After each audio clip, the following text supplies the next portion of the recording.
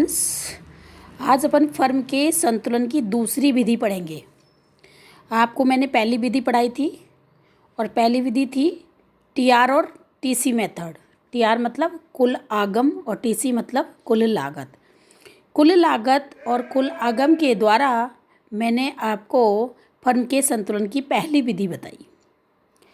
जो मैंने आपको बताई थी वो यानी कि एकाधिकार और एकाधिकार प्रतियोगिता के अंतर्गत कैसे डायग्राम बनाना था और पूर्ण प्रतियोगिता के अंतर्गत कैसे बनाना था वो मैंने आपको बता दी। अब मैं दूसरी विधि सीमांत आगम और सीमांत लागत विधि के द्वारा अपूर्ण प्रतियोगिता एवं एकाधिकार के अंतर्गत, ठीक है ना, अपूर्ण प्रतियोगिता यानी एकाधिकार प्रतियोगिता और एकाधिकारी फर्म के अंतर्गत संतुलन की विधि बता रही हूँ। चाहे वो तो आपको बताया सीमांत आगम कि सीमांत आगम आपने कैसे निकाला था, टीआर में परिवर्तन किया था ना।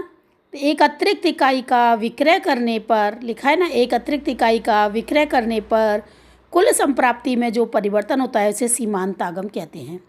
जब आपको मैंने पूर्ण प्रतियोगिता वाला जैसे लेसन उसमें कराया था या एकाधिकार में कराया था कि कीमत का गुणा पी का गुणा क्वांटिटी से करते हैं, पी इंटू क्यू करते तो टीआर ज्ञात होता है और नीचे वाली में से ऊपर वाली को लेस कर देते तो सीमांत आगम ज्ञात होता है। औसत आगम तो कैसे निकाला था उसमें, अभी औसत आगम में तो कीमत ही होती है, ये तो आपको बताया हुआ है, लेकिन यहाँ पर अभी सीमांत आगम का ही महत्व बताया जा रहा है तो सीमांत आगम के बारे में बता रही हूँ मैं। दूसरा है सीमांत लागत। आपने किया होगा सीमांत लागत, क्योंकि ये आपका पहले वाले लेसन में था। कुल लागत में जो परिवर्तन एक अतिरिक्त इकाई का उत्पादन करने पर, यहाँ पर क्या कर रहे हैं अपन, उत्पादन करने, तो कुल लागत में जो परिवर्तन होता है, श्रम की एक अतिरिक्त इकाई लगाने पर कुल लागत में जो परिवर्तन होता है उसे सीमांत लागत कहते हैं। अर्थात एक इकाई का उत्पादन करते हैं तो अतिरिक्त व्यय होता है उसे ही सीमांत आगम कहते हैं। अब यानी कि सीमांत आगम और सीमांत लागत दोनों कैसे होंगे, बराबर होंगे। सीमांत आगम और सीमांत लागत वक्र एक दूसरे के बराबर होते हैं, वहीं पर ही साम्य बिंदु होता है। तो जब साम्य बिंदु कौन सा होता है, एम आर बराबर एम सी, जब दोनों बराबर होते हैं तो साम्य अवस्था होती है। यही आपका एक आदर्श उत्पादन होता है यहीं पर ही। अब आपको बताया हुआ है एकाधिकार और एकाधिकार प्रतियोगिता दोनों में एम आर ऐसे गिरते हुए बताए थे, चित्र आप पहले वाले लेसनों में देख सकते हैं, यानी कि ऋणात्मक ढाल वाला होता है, क्योंकि आपने बनाया था पहले वाले में एम आर और ए आर, और मैंने आपको बताया था एम आर नीचे की ओर गिरता है, उससे ऊपर होता है क्या, ए आर होता है। इस तरह से बनाते हैं अपन, ठीक है ना। लेकिन अब जो ये सिर्फ आपको यहाँ पर सीमांत आगम वाली पॉइंट लिखना है, इसलिए आपको सीमांत आगम ऐसे ही बनाना है।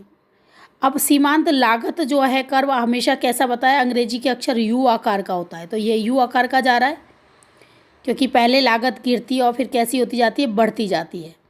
और सीमांत आगम तो प्रत्येक अगली इकाई पर कैसा होता है, कम होता जाता है, नीचे की ओर गिर रहा है ना।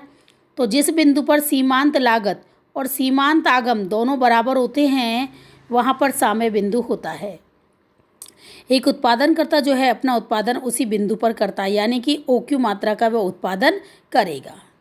अब आप इससे पहले वाली स्थिति आप देख रहे हो, इससे पूर्व OQ से कम यानी OM मात्रा का वह उत्पादन नहीं करेगा। क्यों नहीं करेगा, एक तो ये क्या है, यहाँ पर ये जो सीमांत लागत है इसका ढाल कैसा है, ऋणात्मक है, नीचे की ओर गिर रहा है ना, क्योंकि शर्त के अकॉर्डिंग सीमांत लागत कभी भी कैसी नहीं होनी चाहिए, ऋणात्मक नहीं होनी चाहिए, क्योंकि ये नीचे की ओर गिर रही है। यहाँ पर ये क्या हो रही है, सीमांत लागत नीचे की ओर गिर रही है यहाँ तक, तो ये यहाँ पर इसलिए उत्पादन नहीं करेगा क्योंकि उसको प्रत्येक इकाई पर हानि होगी। तो सीमांत लागत कैसी हो रही है, गिर रही है, ठीक है। आगम तो ज़्यादा है लेकिन उसकी लागत गिर रही है, लागत कुछ प्राप्त नहीं हो रही है, लागत कुछ नहीं आ रही है, उत्पादन हो नहीं पा रहा है। और ON मात्रा का उत्पादन इसलिए नहीं करेगा क्योंकि यहाँ पर संप्राप्ति तो कैसी होती है, कम होती है, किंतु लागत कैसी आ रही है, यहाँ पर ज़्यादा आ रही है, इसलिए वो इतनी मात्रा का उत्पादन नहीं करेगा। अब इसको देखो थ्योरी रूप में मैं बताती हूँ। OX अक्ष पर उत्पादन और OY अक्ष पर सीमांत लागत और सीमांत आगम को दर्शाया गया है। MR को क्या कहते हैं, सीमांत आगम, और MC को क्या कहते हैं, सीमांत लागत।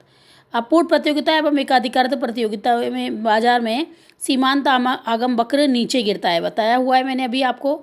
सीमांत लागत वक्र प्रारंभ में गिरता है, फिर धीरे धीरे ये कैसा होता जाता है, ऊपर की ओर बढ़ता है, क्योंकि हर उसमें आपको सीमांत लागत कभी भी जो है नीचे की ओर नहीं गिरता है, ये पहले गिरता है और फिर कैसा होने लग जाता है, बढ़ने लग जाता है।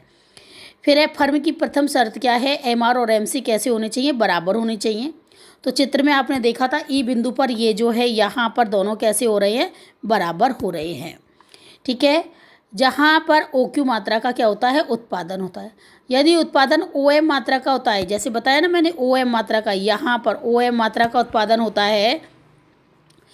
यदि फर्म का जो है आपका ओ एम मात्रा का उत्पादन होता है तो सीमांत आगम एफ एम तथा सीमांत लागत जी एम है। अतः सीमांत आगम अधिक होने के कारण फर्म और अधिक उत्पादन करने के लिए प्रेरित होगी और ओ क्यू मात्रा का उत्पादन करेगी, जहां लाभ कैसा हो जाएगा, एफ जी ई के बराबर हो जाएगा। मतलब ये आप देख रहे हो, जब ओ एम मात्रा का उत्पादन कर रही है तो संप्राप्ति की तो हो रही है एफ एम के बराबर और लागत आ रही है जी एम के बराबर। तो वो सोच रही है ज़्यादा उत्पादन हो रहा है, ज़्यादा लागत अब मेरे को प्राप्ति हो रही है, तो वो और अधिक उत्पादन करे, तो अपने उत्पादन को क्या करती है, वो बढ़ाती है।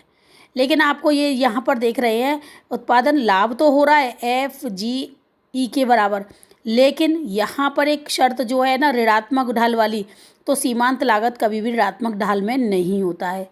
और ओ एन मात्रा का उत्पादन करती है तो लागत कैसी आ रही है, एच एन के बराबर आ रही है और संप्राप्ति इसकी कम हो रही है। यहाँ पर टी एन के बराबर होती है या आई एन जो भी लिखा हुआ है वो देख लेना। तो फर्म को जो हानि हो रही है एच ई आई के बराबर होती है, एच ई आई के बराबर होती है। तो अब देखो, यदि फर्म अपने उत्पादन को बढ़ाकर ओ एन तक करती है तो सीमांत लागत सीमांत संप्राप्ति से अधिक होगी और फर्म ई एच आई के बराबर हानि प्राप्त करेगी। अतः फर्म ओ क्यू मात्रा का उत्पादन करेगी और उसे अधिकतम लाभ की प्राप्ति होगी। तो यानी यहाँ पर यदि वह अधिक उत्पादन करती है और हानि होती है तो वापस से वो कम करना चालू करेगी, तो कहाँ पर आ जाएगी, ओ क्यू मात्रा पर।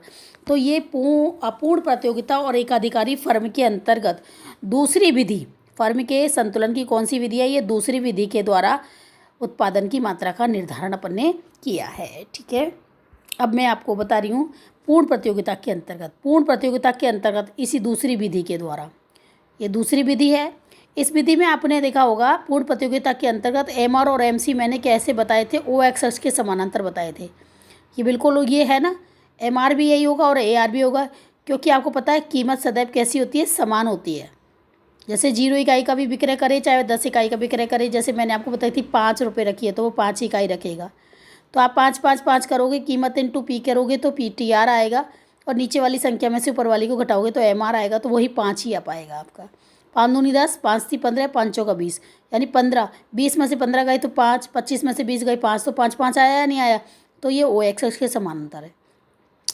कोई सा भी प्रतियोगिता हो, लेकिन एमसी वक्र सदैव ऐसे ही होता है, जो पहले वाले वक्र में भी था, पहले वाले में भी यही है ना आपका एमसी वक्र, इस तरह से आपका ये जा रहा है एमसी वक्र, ऐसे ही यहाँ पर ये भी एमसी वक्र इस तरह से जा रहा है। एमआर ही चेंज होता है क्योंकि उसमें ऋणात्मक ढाल वाला था एमआर, एमआर कैसा था, ये ऋणात्मक ढाल वाला था, जहाँ पर एमआर कैसा है, ओ एक्स के समानांतर है। एमआर और एमसी एक दूसरे को ई तथा एफ बिंदु पर काटते हैं, या एफ या ई कुछ भी लिख सकते हो, या ई और ई डैश भी लिख सकते हो। तो फर्म यहाँ पर संतुलन की स्थिति में है, लेकिन फर्म ओ एम मात्रा का उत्पादन करती है तो आप ये देख रहे हो वही ऋणात्मक ढाल हो रहा है या नहीं, और ओ क्यू मात्रा का उत्पादन करती है तो एम आर, और यहाँ पर कैसा है आपका एम आर और ई आर ई पर एम आर और एम सी दोनों कैसे है, बराबर है। तो एक फर्म कहाँ पर उत्पादन करेगी, ओ क्यू, और इससे अधिक उत्पादन यदि वो करती है तो एम आर कैसा हो जाएगा, कम हो जाएगा, यानी सीमांत संप्राप्ति कम हो जाती है और सीमांत लागत कैसी होती है, अधिक होती है, तो फर्म को क्या होगी, हानि होगी। तो फर्म को जो लाभ हो रहा है इस बिंदु पर ई होता था एफ बिंदु पर हो रहा है, और अधिकतम लाभ वो उसको यहाँ पर भी होता है। बीच में आप लाइन खींच सकते हो, लेकिन आप यही बता देना, वो भी ठीक रहेगा। आप देखो, अब ओ एक्स अक्ष पर उत्पादन और ओ वाई अक्ष पर सीमांत आगम सीमांत लागत को दर्शाया है। हमेशा याद रखना, यहाँ पर ओ एक्स अक्ष है, ओ एक्स अक्ष पर उत्पादन को ही लिखते हैं, और ओ वाई अक्ष पर वो चीज़ लिखते हैं जिसको चित्र बना रहे हैं। ठीक है, एम आर वक्र ओ एक्स अक्ष के समानांतर है। एम सी और एम आर ई बिंदु को ई तथा एफ बिंदु को काटते हैं। यहाँ पर एम सी बराबर एम आर है, यानी कि कैसा है, ये साम्यावस्था है। शर्तानुसार एम सी वक्र नीचे से ऊपर की ओर काटता हुआ जा रहा है, जो जाता है या नहीं जाता है, ऐसे ही काटता हुआ जाता है ये, क्योंकि शर्त है कि एम आर वक्र को एम सी वक्र कैसा हो, नीचे से ऊपर की ओर काटता हो जाए। इस प्रकार ई तथा ई बिंदु पर ओ क्यू मात्रा का उत्पादन होता है और फर्म अधिकतम लाभ प्राप्त करती है। ई बिंदु संतुलित बिंदु है। यदि फर्म ओ एम मात्रा का उत्पादन करती है तो प्रथम शर्त एम आर और एम सी तो पूरी होती है, किंतु एम सी वक्र कैसा हो रहा है, ऋणात्मक होता है, जो कि मैंने आपको बताया है एम सी वक्र कभी भी ऋणात्मक नहीं होना चाहिए।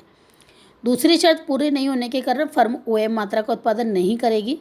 अब यानी कि दूसरी शर्त पूरी नहीं हो रही है ना, जो ऋणात्मक ढाल वाली है वो नहीं है, इसलिए वह OM मात्रा का उत्पादन नहीं करेगी।